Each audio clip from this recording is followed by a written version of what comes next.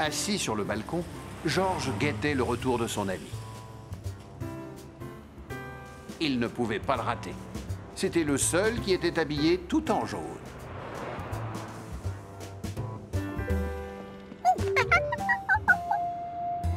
Enfin, presque le seul.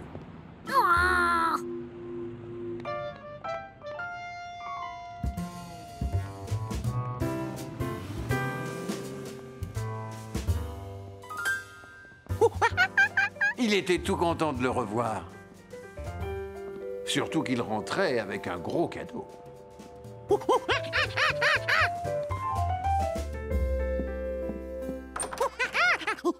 Bonjour, mon petit Georges. Tu as passé une bonne matinée?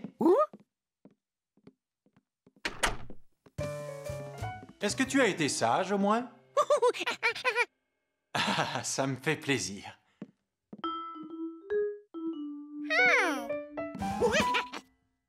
Georges, qu'est-ce que tu fais?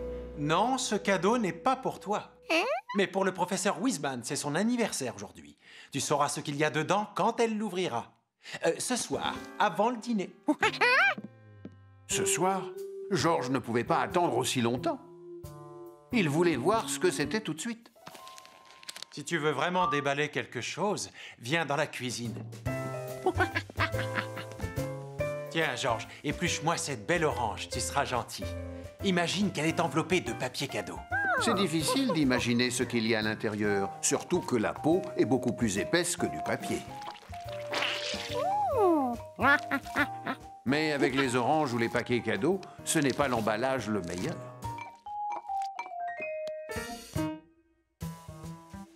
L'oignon, lui, avait une peau qui ressemblait davantage à du papier. Mais son odeur n'était pas un cadeau.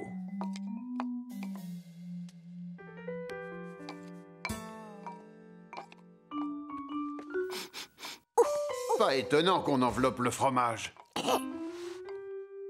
Toutes ces peaux étaient différentes, mais elles servaient à la même chose. À masquer l'odeur. On n'avait pas pu emballer le cadeau parce qu'il sentait mauvais quand même.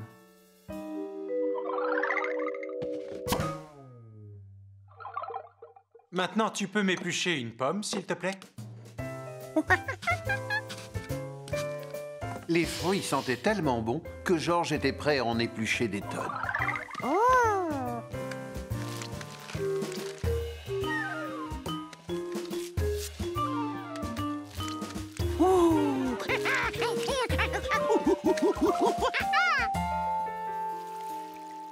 Quand tu auras terminé d'éplucher les fruits, tu les mettras dans le saladier. Tu veux bien?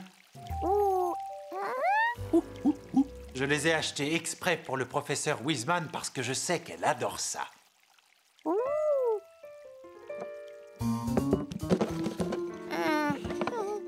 Georges, tu peux aller me chercher mon pantalon?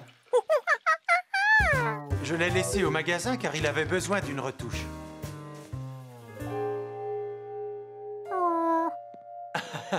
Ne t'inquiète pas, on ne l'ouvrira pas sans toi.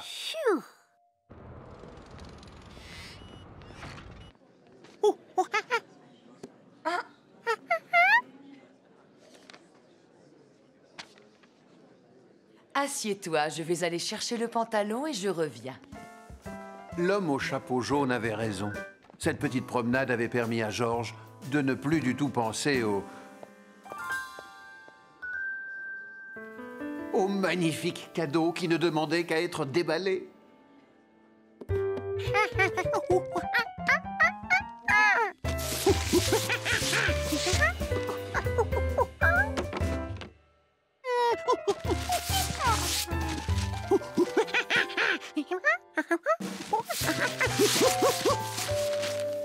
Il n'y avait rien à manger, rien à sentir, rien de rien. Ça alors, quelle idée d'emballer des boîtes vides. Ah, qu'est-ce qu'il était beau, le jardin potager du chef Pasghetti. Nous manquons de tomates, d'aubergines, bref, nous manquons de tout. Anna, il va falloir que nous agrandissions les jardins. Regarde, j'ai dessiné ce qu'il faut acheter. Des tuyaux d'arrosage, des sacs de terre et des plants de légumes. Je veux bien, mais où veux-tu qu'on trouve la place? Pourquoi Georges aimait tellement ce jardin? Parce qu'il était en pleine ville, tout en haut d'un immeuble. Laisse-moi te dire une bonne chose. Si tu ne faisais pas autant d'essais, tu n'aurais pas besoin de tous ces légumes. Je suis bien obligé de faire des essais. Sinon, comment tu veux que je perfectionne ma recette du fameux Végéto Burger? Je croyais que cela était excellent. Mais oui! Seulement, je ne cherche pas l'excellence, mais la perfection. Le pique-nique des pompiers aura lieu dans 1 heure. Tu penses que tu pourras atteindre la perfection d'ici là? Je n'ai pas le choix. Je ne m'appelle pas Pasghetti pour rien. Alors, qu'est-ce que je pourrais ajouter de bon? De l'oignon, de l'ail, de l'oignon... non, plutôt de l'ail.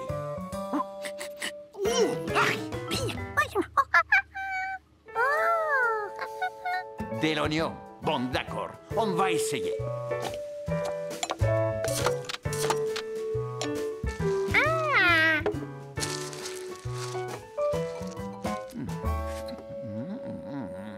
Ah, delicioso! Oh, merci, Giorgio. Tu m'as aidé à trouver la composition parfaite. Ah. Ça, c'est mon carnet de recettes. Chaque fois que j'en invente une nouvelle, je dessine les ingrédients que j'ai utilisés pour pouvoir m'en souvenir. Satisfait de sa recette, le chef fit griller son hamburger végétarien pour le faire goûter. Ah, j'ai oublié d'ajouter du poivre. Il n'est pas encore trop tard. Anna, viens! Goûtez ça et dites-moi ce que vous en pensez, en toute franchise. Le végéto burger n'est préparé qu'avec des légumes qui sont cultivés dans mon jardin potager. Goûtez-le, goûtez-le. Je n'ai qu'un mot à dire. Parfait. Vous ne faites pas semblant de vous régaler uniquement pour me faire plaisir? Moi, je suis ta femme et lui, c'est Georges. Si on ne te parle pas franchement, personne ne le fera.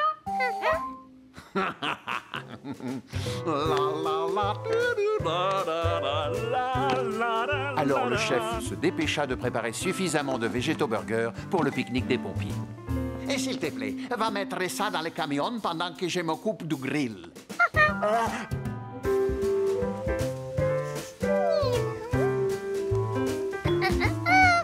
Georges fit bien ce que le chef lui avait dit.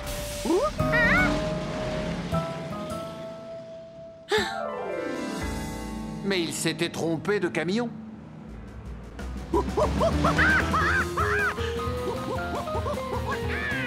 Hé, coucou! Il y a un singe qui me dit bonjour, ces petites bêtes sont adorables.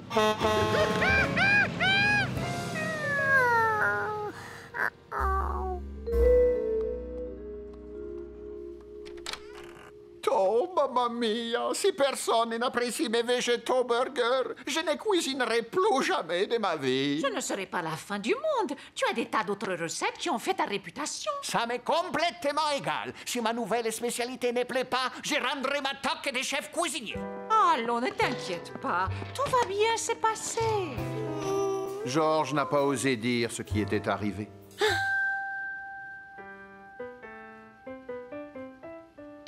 Il pouvait se servir du carnet de recettes du chef pour préparer exactement le même hamburger.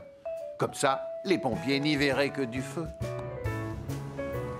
Les ingrédients provenaient du jardin. Comme tout était dessiné sur cette page, ça voulait dire que c'était la bonne recette.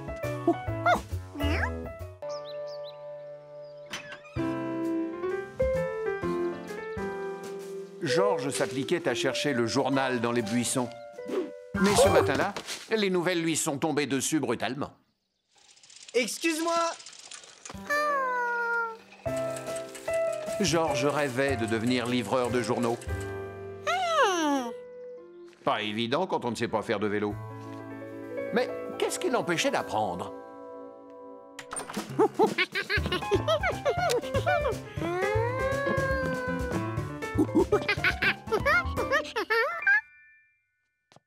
Quoi, ça? C'est mon vélo, le premier que j'ai eu quand j'étais petit.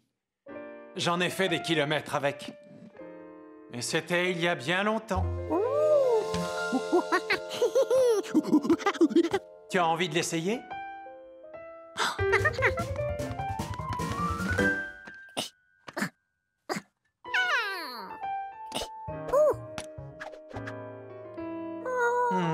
Je crois qu'il a besoin d'une révision générale.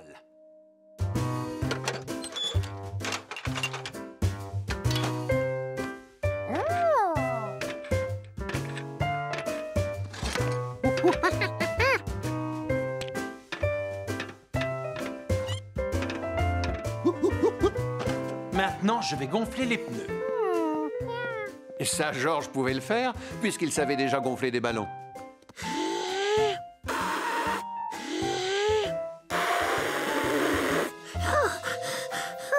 Ça ne marche pas? Et c'est plutôt avec la pompe.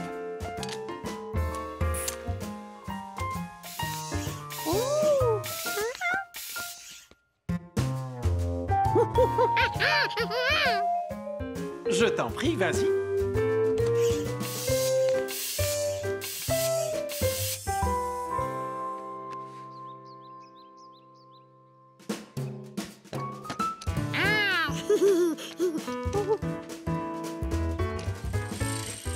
C'était rassurant de se sentir maintenu. Mais dès le 3e jour, Georges allait tellement vite que l'homme au chapeau jaune n'arrivait plus à suivre.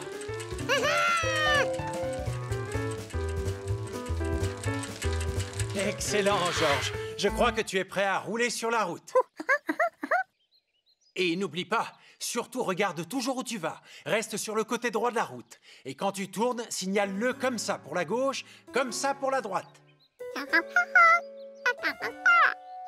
C'est ça. Voilà. Attention, sois prudent, hein. Pas de bêtises. Ouvre l'œil.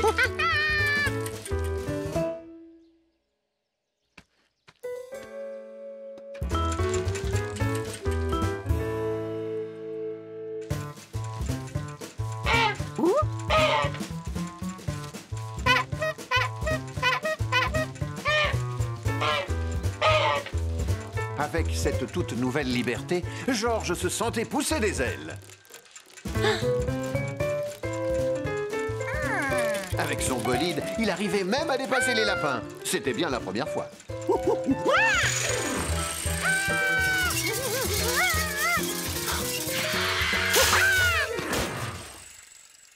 Waouh! Super ton freinage! Excuse-moi d'avoir déboulé comme ça, mais je suis en retard pour aller à l'école. Hé! Est-ce que tu peux terminer la tournée à ma place? Son rêve devenait réalité. Georges était enfin livreur de journaux.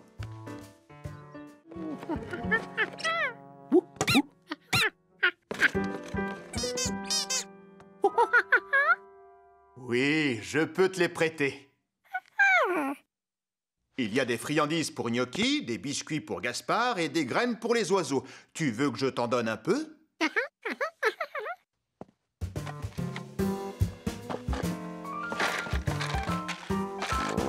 Gaspard était intrigué. Qu'est-ce qu'un singe pouvait bien faire avec des croquettes pour chat et des biscuits pour chien?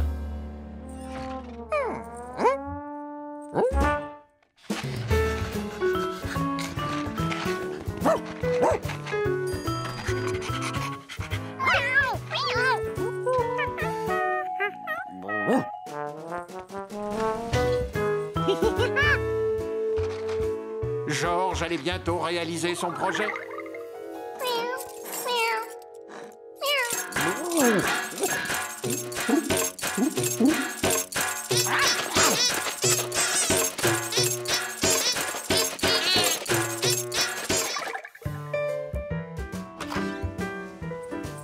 Il avait su mener ses musiciens à leurs instruments.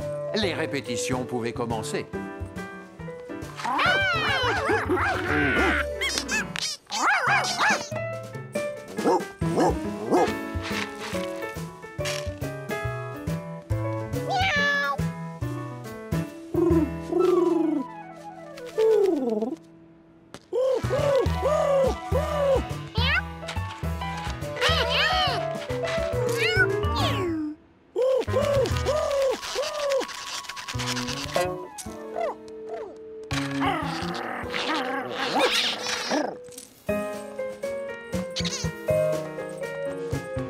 Leçon numéro 1.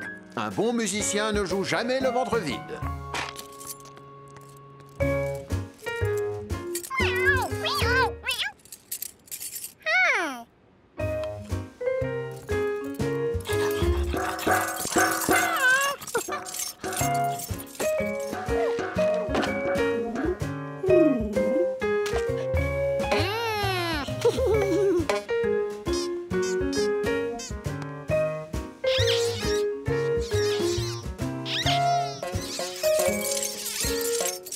D'accord, la technique n'était pas parfaite, mais ce n'était qu'un début.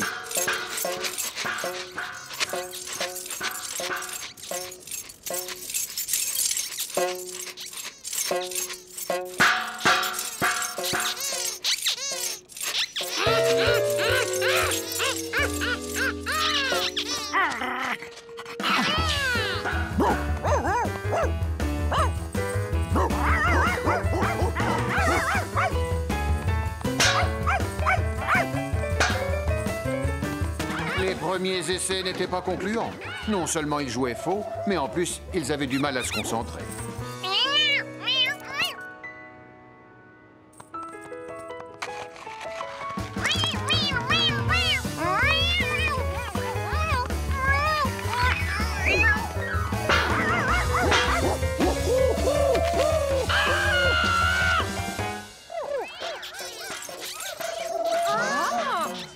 Allons les pompiers, venez vite!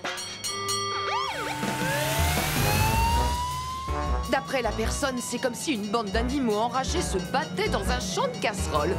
Pourquoi il faut que ça tombe sur nous?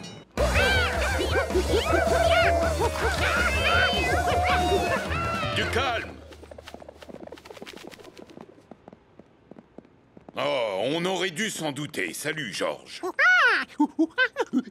Il leur expliqua qu'ils voulaient monter un groupe, comme celui qu'ils avaient créé.